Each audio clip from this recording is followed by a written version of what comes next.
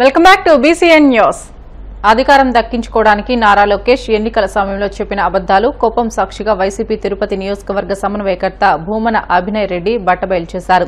ఆంధ్రప్రదేశ్, కర్ణాటక రాష్ట్రాల్లో పెట్రోల్ ధరల వ్యత్యాసాలను స్వయంగా పరిశీలించి సోషల్ మీడియా ద్వారా వాస్తవాలను వెలుగులోకి తెచ్చి ఇదిగో పెట్రోల్పై లోకేష్ చేసిన మోసమంటూ టీడీపీ కూటమి ప్రభుత్వ కుట్రలను ఎండగట్టారు.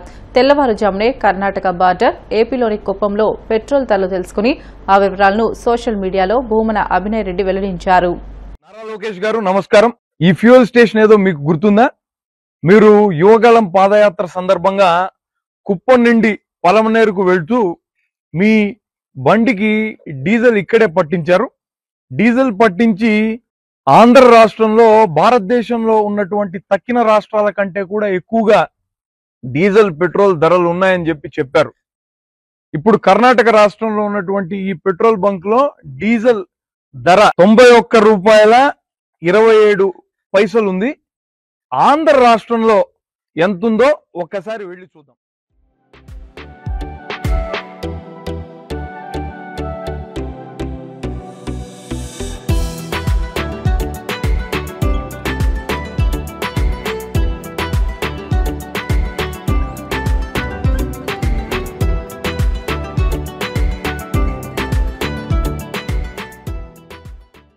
లోకేష్ గారు, ఇప్పుడు మనం మీ తండ్రి గారు అలానే గౌరవ రాష్ట్ర ముఖ్యమంత్రి నారా చంద్రబాబు నాయుడు గారు ప్రాతినిధ్యం వహిస్తున్నటువంటి కుప్పం నియోజకవర్గంలో ఉన్నాం.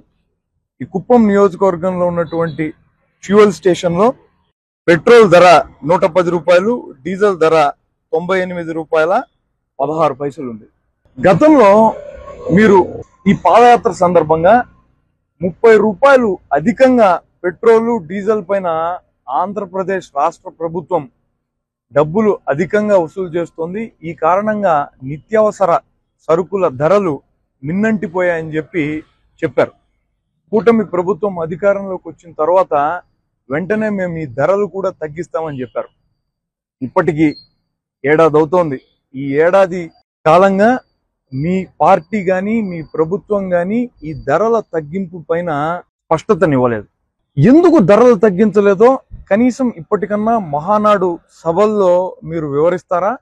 లేదంటే అబద్ధాలు చెప్పి అధికారంలోకి రావడం అన్నది మా స్పెషాలిటీ అని అంగీకరించి ప్రజలకు క్షమాపణలు చెప్తారా అని వైఎస్ఆర్ కాంగ్రెస్ పార్టీ మిమ్మల్ని సూటిగా ప్రశ్నిస్తుంది. అత్యాచార ఘటనలు పునరావృతం కాకుండా ప్రత్యేక వ్యవస్థను ఏర్పాటు చేయాలని, నిందితులను కఠినంగా శిక్షించాలని పెందుర్తి ఎమ్మెల్యే పంచకర్ల రమేష్ బాబు పేర్కొన్నారు. కడప జిల్లా మైలవరం మండలంలో 3 ఏళ్ల చిన్నారిపై జరిగిన అత్యాచార ఘటనను ఆయన తీవ్రంగా ఖండించారు. యువతలో ఇలాంటి ఘటనలపై సామాజిక స్పృహను పెంచేందుకు రాష్ట్ర వ్యాప్తంగా ప్రత్యేక క్యాంపెయిన్ చేపట్టాలని అన్నారు. నిందితులకు కఠిన శిక్ష పడేలా తగిన చర్యలు తీసుకోవాలని, మహిళలు, చిన్నారులపై అఘాయిత్యాలకు పాల్పడితే రాష్ట్ర ప్రభుత్వం కఠిన చర్యలు తీసుకునేటట్టుగా చట్టాలను తీసుకురావాలని హోంమంత్రిని కోరారు. మరి గత కొంతకాలంగా రాష్ట్రంలో చిన్నపిల్లల మీద జరుగుతున్న మానవ మృగాలు చేస్తున్న మానభంగాలు, దాడులు తీవ్రంగా ఖండిస్తా ఉన్నా. పవన్ కళ్యాణ్ గారు అనేక సందర్భాల్లో పోలీసు వ్యవస్థని, హోంశాఖని కూడా తగు చర్యలు తీసుకోమని చెప్పి డిమాండ్ కూడా చేయడం జరిగింది. మరి రాష్ట్ర ప్రభుత్వంలో ఉన్న మేము ఆ బాధ్యతగా ప్రజల బయట ఈ గంజాయి వల్ల గాని, మత్తు పదార్థాల వల్ల గాని, ఈ చిన్నపిల్లల మీద దాడుల మీద అరికట్టలేకపోతున్నాం అనేది మాట్లాడుకోవడం బాధగా ఉంది. హోంశాఖని, పోలీస్ డిపార్ట్మెంట్ ని కోరుతా ఉన్నాం. కఠినమైన చర్యలు తీసుకోకపోతే మనం చేయగలిగింది ఏమీ లేదు. మనం చట్ట ప్రకారం చర్యలు తీసుకుంటూ పాత చట్టాలు అమలు చేసుకుంటూ పోతే భయం పోతా ఉంది. ఏం చేయాలి వీటిని అరికట్టాలంటే దాని మీద మీరు తీవ్రంగా ఆలోచన చేయమని చెప్పి డిమాండ్ చేస్తా ఉన్నాం. మరి కడపలో నిన్న జరిగిందంటే 3 సంవత్సరాల పాపని ఎంతో పండుగ వాతావరణంలో తెలుగుదేశం మహానాడు జరుగుతున్న ప్రాంతంలో ఆ ఆనందం, రాష్ట్రానికి ఎన్నో మేలు జరిగే కార్యక్రమం అక్కడ జరుగుతూ ఉంటే మరి మానవ మృగాలకి అక్కడ కూడా భయం లేకుండా, యంత్రాంగం అంతా అక్కడే ఉందన్న భయం కూడా లేకుండా ఉంది అంటే అసలు దాన్ని ఎలా చూడాలి? చాలా విషయాల్లో మరి అనటానికి కూడా ఇబ్బంది అవుతుంది. కానీ డైవర్షన్ పాలిటిక్స్ జరుగుతూ ఉన్నాయా అంటే ఒక పండుగ జరుగుతుంటే ఒక అనర్థం జరిగితే దాన్ని మాట్లాడుకుని పండుగ మర్చిపోతారనేవి కూడా కొన్ని అపోహలు ఉన్నాయి. వ్యసనాలకు బానిసలయ్యి అది గంజాయి అవ్వచ్చు, మందు అవ్వచ్చు, మత్తు పదార్థాలకు బానిసలయ్యి 3 ఏళ్ళు, 6 ఏళ్ళు, 5 ఏళ్ళు బిడ్డల్ని మానభంగం చేయటం అనేది చాలా బాధాకరం. చాలా కాలం నుంచి పవన్ కళ్యాణ్ గారు పోలీస్ డిపార్ట్మెంట్ని కానీ, హోంశాఖను కానీ, అలాగే ప్రజలను కానీ అందరినీ కూడా ఆయన మోటివేట్ చేసుకుంటూ వస్తూ ఉన్నారు. అయినప్పటికీ కూడా ఇవి రోజు రోజుకి తగ్గకపోగా పెరుగుతూ ఉన్నాయన్న బాధ మాలో రోజు రోజుకి పెరిగిపోతూ ఉంది. మొన్న జరిగిన కడపలో జరిగిన సంఘటన 3 ఏళ్ల పాపని మానభంగం చేశారు అంటేనే అక్కడ తెలుగుదేశం మహానాడు చాలా బ్రహ్మాండంగా కడపలో ఒక పండుగలాగా జరుగుతూ రాష్ట్రానికి ఏమి మేలు చేయాలి, రాష్ట్రాన్ని ఎలా బాగు చేయాలి అని చెప్పి ఒక సంకల్పంతో అక్కడ కార్యక్రమాన్ని తీసుకుంటే దుర్మార్గులు ఆ ప్రాంతంలోనే మరి 3 ఏళ్ల బాలికను మానభంగం చేశారంటే వాడిని మనిషి అని మనం ఏమన్నా అనగలమా? మానవ మృగం కాకపోతే 3 ఏళ్ల పాప అంటే అసలు ముక్కు పచ్చలారైన పాపలను కూడా చేరుస్తూ ఇబ్బంది పెడుతుంటే వాళ్ళకు కఠినమైన శిక్షలు లేకపోతే మనం ఏం మాట్లాడినా వృధానే అవుతుంది. నేను డిమాండ్ చేస్తా ఉన్నాను హోంశాఖని, పోలీస్ డిపార్ట్మెంట్ని, మీరు ఇంకా కఠినంగా చర్యలు తీసుకోకపోతే ఇవి మనం మాట్లాడుతున్నా కూడా పెరుగుతూనే ఉన్నాయి. నేను డిమాండ్ చేస్తా ఉన్నా, పవన్ కళ్యాణ్ గారు ఎంత బాధపడినా, ఎన్ని కుటుంబాలు వాదార్చినా కూడా మీ పని మీరు చేయకపోతే మాత్రం ఈ అనర్థాలు ఆగు. దయచేసి పోలీస్ శాఖ, హోంశాఖ త్వరితగతిన దీని మీద ఒక మంచి చర్య తీసుకోకపోతే అన్ని చోట్ల సీసీ కెమెరాలు పెట్టి ఈ గంజాయి మన దగ్గర కూడా చూస్తా ఉన్నాం. కొన్ని ఏరియాల్లో రాత్రులు అయితే ఆడపిల్లలు నడవలేని, తిరగలేని ప్రాంతాలు అయిపోతా ఉన్నాయి. గంజాయి తాగుతాం, ఆ రోడ్డు మీద వెళ్ళే ఆడపడుచుల్ని ఏలపాలం చేయటం ఏంటి. నేను రాష్ట్ర ప్రభుత్వం ద్వారా ఈ పోలీస్ శాఖను కానీ, హోంశాఖను కానీ డిమాండ్ చేస్తా ఉన్నాను. రాష్ట్రాన్ని దేశ ప్రపంచ స్థాయిలో మొదటి స్థానంలో నిలపడమే స్వర్గీయ నందమూరి తారక రామారావుకి మనమిచ్చే ఘనమైన నివాళి అని ప్రకాశం జిల్లా కలెక్టర్ తమీం అన్సారియా పేర్కొన్నారు. ఎన్టీఆర్ జయంతిని పురస్కరించుకుని బుధవారం ఒంగోలు అద్దంకి బస్టాండ్ సెంటర్లోని విగ్రహానికి జిల్లా కలెక్టర్ పూలమాల వేసి ఘనంగా నివాళులు అర్పించారు. ఈ సందర్భంగా ఆమె మాట్లాడుతూ ప్రభుత్వం ఎన్టీఆర్ జయంతిని రాష్ట్ర పండుగగా ప్రకటించిందని అన్నారు. ఆయన ఆంధ్రప్రదేశ్ రాష్ట్రానికి ముఖ్యమంత్రిగా చేసిన సేవలను, సినీ రంగ అభివృద్ధికి చేసిన కృషిని ప్రతి ఒక్కరూ ఆదర్శంగా తీసుకుని రాష్ట్ర అభివృద్ధిలో భాగస్వాములు కావాలని అన్నారు.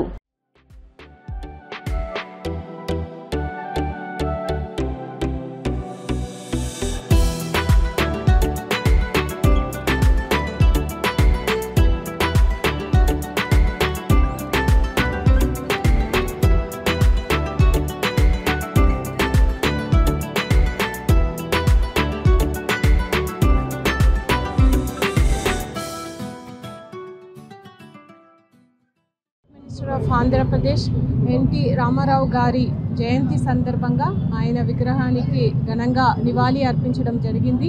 ఈ జయంతిని కూడా స్టేట్ ఫంక్షన్గా జరుపుకుంటున్నాము. చేసిన governance reforms, people centric administration, ఆయన ఇండియన్ సినిమాకు చేసిన కాంట్రిబ్యూషన్, తెలుగు కల్చర్కు ఆయన చేసిన కాంట్రిబ్యూషన్ని స్మరించుకుంటున్నాము. మనం ప్రతి ఒక్కరు కూడా ఆయన ఆంధ్ర రాష్ట్రానికి చేసిన కళల్ని మనం ముందుకు తీసుకువెళ్ళాలి. ఆంధ్ర రాష్ట్రాన్ని దేశవ్యాప్తంగా, ప్రపంచవ్యాప్తంగా మొదటి రాష్ట్రంగా నిలబెట్టడమే ఆయనకి మనం చేస్తున్న నిజమైన నివాళి. కాబట్టి ఆ విధంగా మనం ప్రతి ఒక్కరం కూడా రెసల్యూషన్ తీసుకోవాలని కోరుతూ సెలవు తీసుకుంటున్నాను. నందమూరి తారక రామారావు గారి జయంతి సందర్భంగా రాష్ట్ర ప్రభుత్వం ప్రకటించినటువంటి ఉత్సవంలాగా జరుపుకోవాలని, ఒక పండుగలాగా జరుపుకోవాలని నిర్ణయించడం కారణంగా ఈరోజు మన అన్న నందమూరి తారక రామారావు గారికి గార్లాండ్ చేసి ఆయన 9 నెలల్లోనే పార్టీ స్థాపించి ఎన్నో కార్యక్రమాలు తీసుకొచ్చి ఆయన అందరి మధ్యలో చిరస్థాయిగా నిలిచిపోయిన వ్యక్తి. రాష్ట్ర ప్రభుత్వం ఇలా ప్రకటించడం నిజంగా ఆనందించదగ్గ విషయం. రాష్ట్ర ప్రభుత్వానికి థ్యాంక్స్ చెప్పుకుంటూ మా కార్యకర్తలు, మా పార్టీ. వార్తలు ముగించే ముందు ముఖ్యాంశాలు మరొకసారి. కూటమి ప్రభుత్వం గ్రీన్ ఎనర్జీపై ప్రత్యేక దృష్టి సారించిందన్న మంత్రి గొట్టిపాటి రవి. విద్యుత్ వ్యవస్థ నుంచే 5 లక్షల ఉద్యోగాలు కల్పించేందుకు కృషి చేస్తుందని స్పష్టం.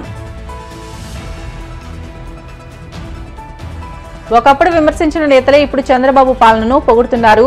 మహానాడు వేదికగా టీడీపీ ఎంపీ భరత్ కీలక వ్యాఖ్యలు.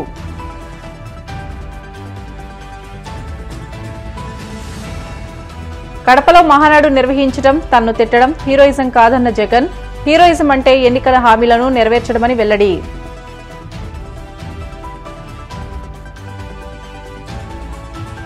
మంగళగిరి జనసేన పార్టీ కార్యాలయంలో జనవాణి కార్యక్రమం. ప్రజల నుంచి అర్జీలు స్వీకరించిన మైలవరం ఇన్ఛార్జ్ అక్కల గాంధీ.